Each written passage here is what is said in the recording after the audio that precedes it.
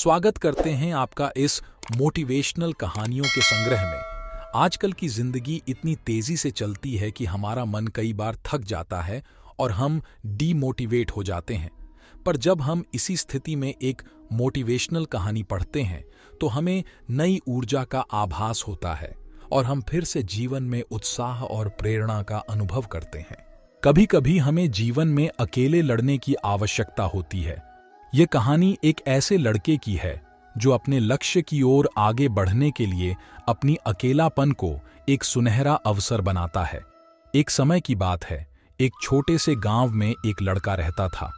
वह बहुत सपने देखता था और अपने लक्ष्यों की प्राप्ति के लिए प्रयास करने का निरंतर जुनून रखता था। परंतु उसके पास न कोई साथी था, न कोई गाइड करने वाला। उसके परिवार में भी उसकी सपनों को समझने वाला कोई नहीं था। इसलिए उसे लगता था कि वह अकेलेपन की जंजीरों में बंद है और उसके सपने अधूरे रहेंगे।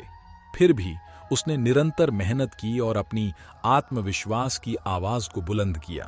उसकी इच्छा शक्ति और संघर्ष ने उसे सही दिशा में आगे बढ़ाने की शक्ति दी।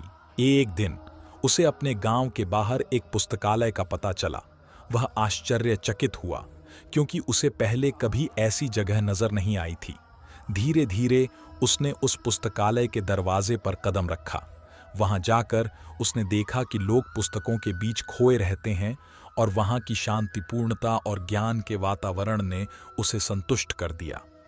अपनी उत्कृष्टता को पहचानते हुए उसने लिया निर्णय किया कि वह पुस्तकालय में समय बिताएगा।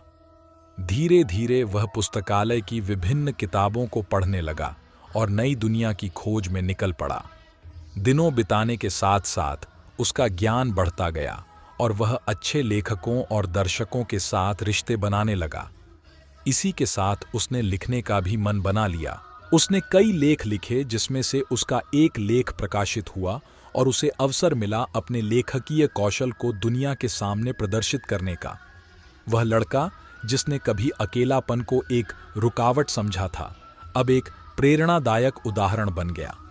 लोग उसे मान्यता देने लगे और वह लड़का अपने लक्ष्यों की ओर अग्रसर होने में सफल हुआ।